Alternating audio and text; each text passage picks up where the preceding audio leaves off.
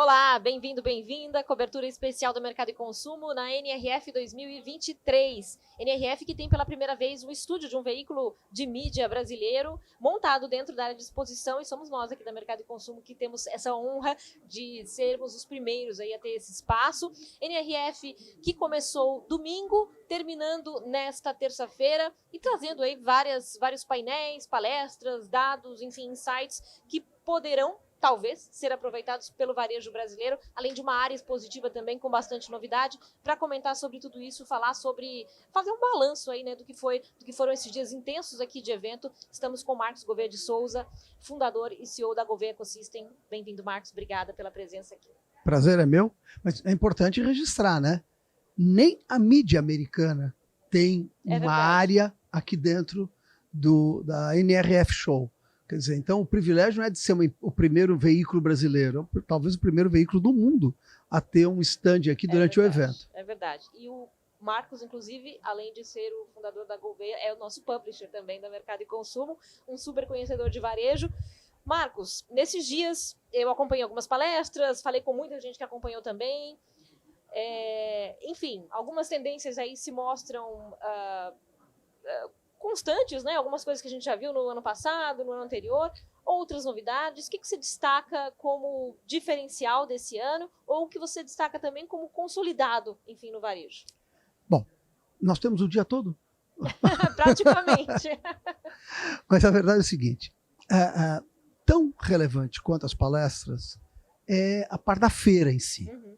E esse ano nós tínhamos perto de 1.000 expositores na feira, quando em 2020, antes da pandemia, esse número era de 850. E a feira também traz muita mensagem, muita informação, especialmente sobre o foco de tudo aquilo que envolve tecnologia e o digital.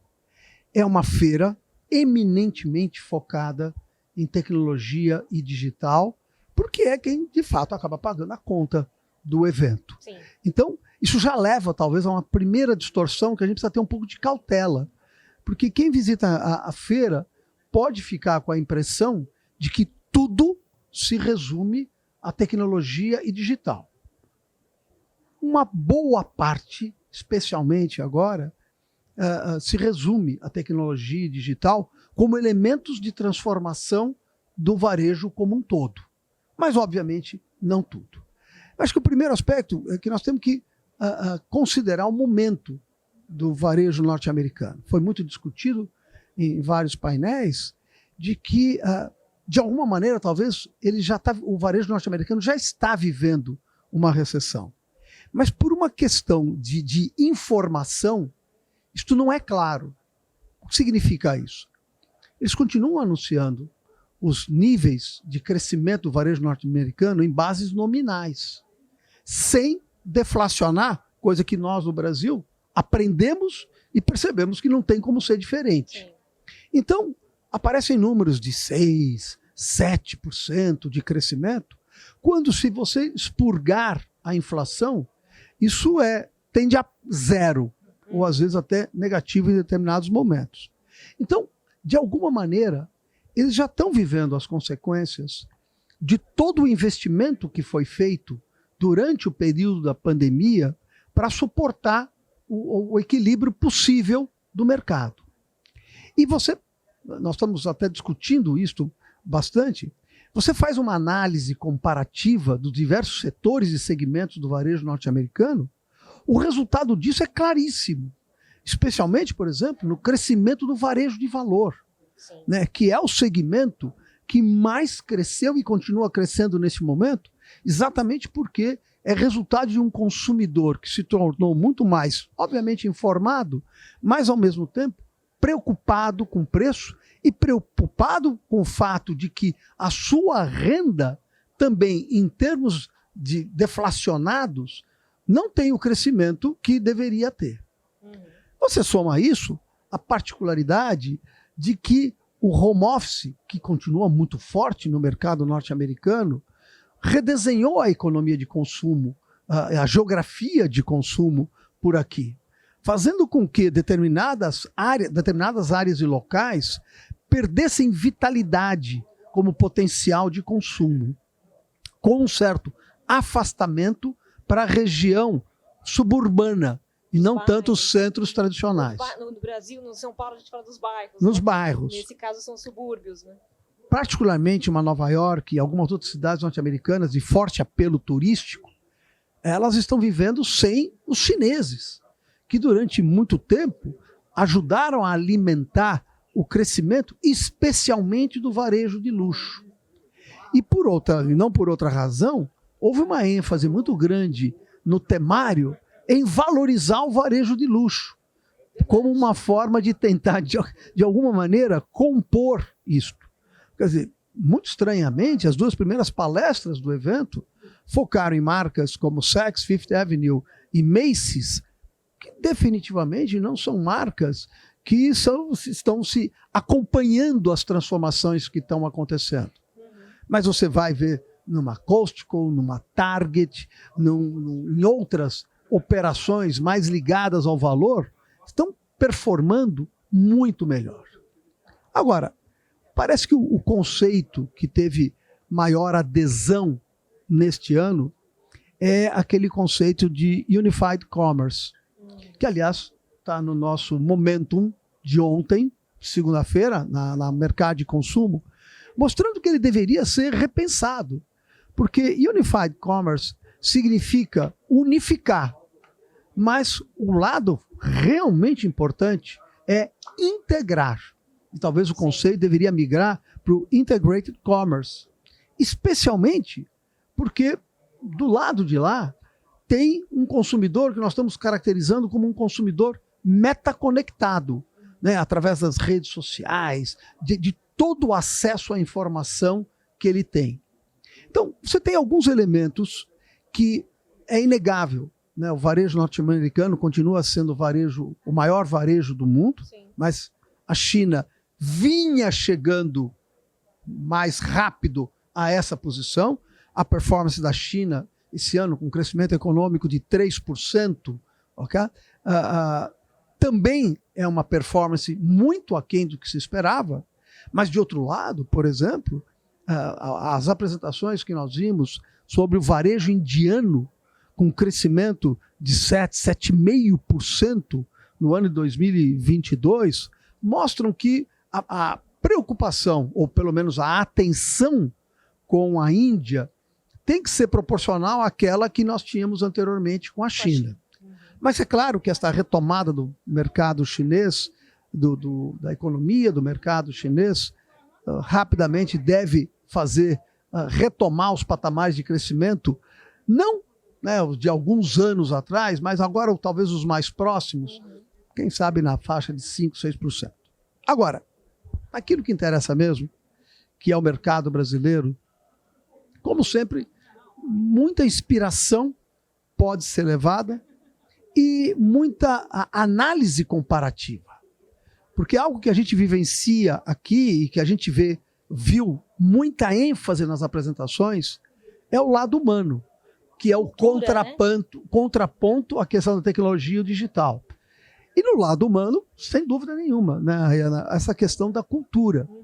Porque está se vivendo nos Estados Unidos uma crise de mão de obra, especialmente nos setores de hospitalidade e varejo, que são setores que são os trabalhadores de entrada, aqueles que, seja por conta do que aconteceu durante a pandemia, seja por outras razões, está buscando migrar para outros segmentos, digamos assim, mais nobres, menos cansativos, e com isto o padrão de serviço de lojas, restaurantes, caiu muito.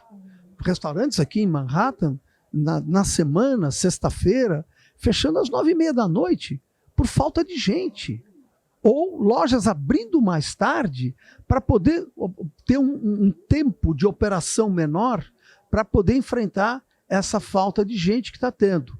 E, de outro lado, obrigando aumento de custos para pagar mais aos funcionários, que é o elemento que é mais representativo na equação de custos do varejo norte-americano, para, de uma maneira ou de outra, oferecer um nível mínimo de serviço.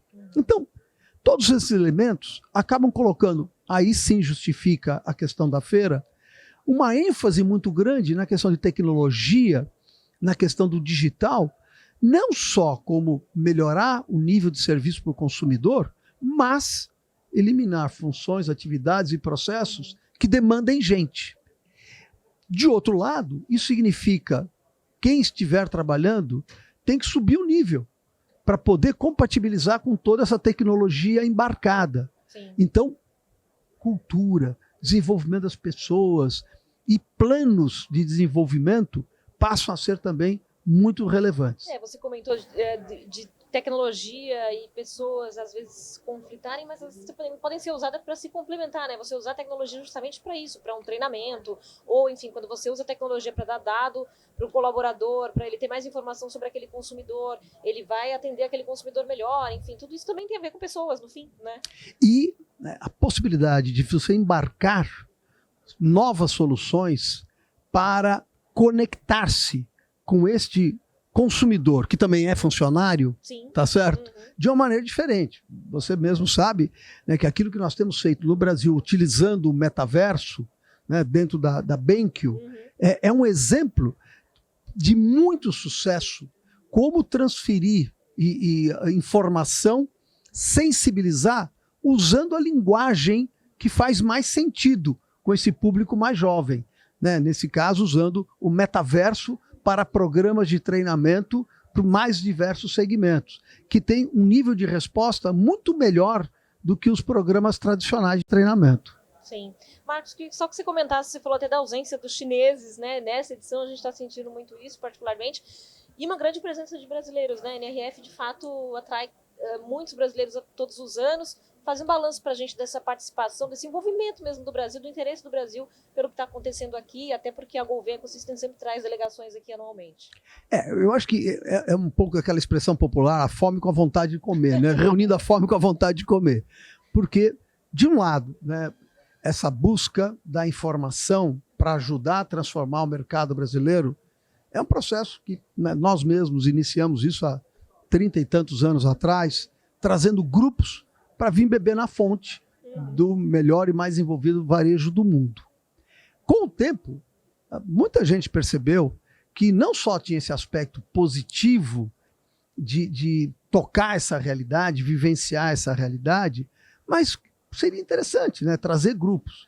E isso foi crescendo, aumentando o número de grupos com origem no Brasil e espalhando agora um pouquinho para a América Latina também, como é o nosso caso, né, que no ano que vem devemos estar com grupos da América Latina aqui na NRF, porque, de fato, essa oportunidade de vivenciar, trocar ideias, participar, conhecer, conectar, é tudo que o varejo pratica e tem que praticar mais. Porque, mais e mais, o negócio de varejo passa a ser um negócio de conexão, aonde você vai oferecer produto, serviço, experiência, dentro daquela lógica do Omni PDX, tá certo? O Omni PDX integrando, sabe? De novo, produto, serviço, solução, orientação, mídia, conexão, que é o que se pratica na viagem. Então, há um aprendizado pela prática daquilo que deve ser levado para o ambiente do varejo lá no Brasil. Eu acho que, não sei os números finais ainda, mas seguramente supera 3 mil pessoas, lembrando que em 2020, último ano antes da pandemia, eram 3.600 brasileiros aqui. Eu imagino, eu não tenho os números finais ainda, que deve estar nessa mesma ordem de grandeza, o que mostra, primeiro, a abertura, a iniciativa, a vontade de desenvolver do segmento de varejo e consumo no Brasil. De outro lado, o brasileiro como uma atitude de se abrir e ir buscar referências internacionais. O que nos faz, diga-se de passagem, uma população bem diferente de outras do mundo. É verdade. É isso, prazer mais uma vez, Marcos, CEO, fundador da Gouveia Ecosystem e publisher da Mercado de Consumo. Obrigadíssimo, aqui falou o Marcos com a gente sobre esse balanço, né? Fez esse balanço aí da NRF, do que foi a NRF 2023. E só para lembrar, dia 31 de janeiro, Ah, é verdade. 31 de janeiro temos o pós-NRF e com 2 modalidades, aliás, 3 modalidades. O presencial, no World Trade Center, o virtual, conexão individual direta, ou através dos spots, que são as alternativas pelas quais empresas estão contratando a participação no nosso pós-NRF para acompanhar em tempo real a transmissão e, em seguida, já debater sobre aquilo que foi visto para customizar o aproveitamento do que se ouviu. Sim, o pós-NRF é esse evento promovido no Brasil, aí para quem não pôde vir e até para quem pôde, porque até tem gente que acompanha e vai também fazer o wrap-up ali final, né? Consolidar ali os aprendizados. Então, é um evento realmente muito importante, como o Marcos comentou, dia 31. Obrigada, Marcos, mais uma vez. Agradecimento e cumprimentos a vocês. Para nós, né? Estamos aqui com esse estúdio. E é isso, a gente faz essa cobertura especial aí da NRF. Este vídeo é um vídeo de finalização aí, né? De balanço, mas durante a semana continuamos com muitas informações no portal mercadoeconsumo.com.br e também nas nossas redes sociais.